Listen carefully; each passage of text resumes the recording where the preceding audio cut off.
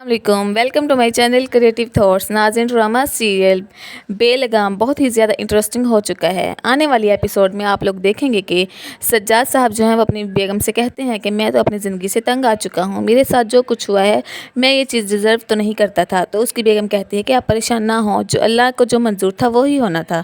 सज्जाद साहब कहते हैं कि मैं अपनी ज़िंदगी से इतना आजिज़ आ चुका हूँ कि अब तो मैं चाहता हूँ कि मुझे मौत आ जाए, क्योंकि मैं इस ज़िल्लत भरी ज़िंदगी को मैं नहीं जी सकता। तो वो कहती है कि अल्लाह ना करे कभी ऐसा हो, आपके मरने से पहले अल्लाह ताला मुझे अपने पास बुला ले। सज्जाद साहब अपनी बेगम से कहते हैं कि मैंने कभी भी सोचा नहीं था कि मेरे साथ ऐसा हो सकता है। मैं इतना इज़्ज़तदार शरीफ आदमी था, लेकिन मेरे साथ क्या हो चुका है। तो वो कहती है कि जो अल्लाह ताला को मंजूर होता है वही होता है, आप टेंशन ना लें। दूसरी तरफ आप लोग देखेंगे कि कैसे जो अफनान है वो कहता है रमशा से कि रमशा अब तुम्हें यहाँ से चले जाना चाहिए, क्योंकि अब तुम्हारी वजह से लोग तरह तरह की बातें करते हैं, तुम्हारे यहाँ होने से लोग तुम्हारे करैक्टर पर उंगली उठाते हैं और मुझे ये गवारा नहीं है।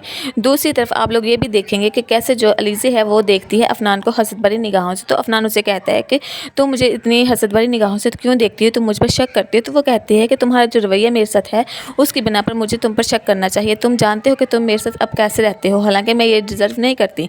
तुम तो मुझसे मुखलिस मोहब्बत करने वाले इंसान थे और अब तुम मुझे सिर्फ पछतावे और सिर्फ तुम मुझे दुख देने के सिवा तुम क्या कर रहे हो।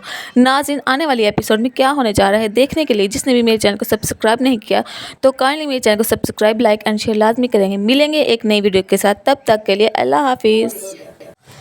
अब तुम्हारी वजह से लोग तरह तरह की बातें करते हैं, तुम्हारे यहाँ होने से लोग तुम्हारे करैक्टर पर उंगली उठाते हैं और मुझे ये गवारा नहीं है।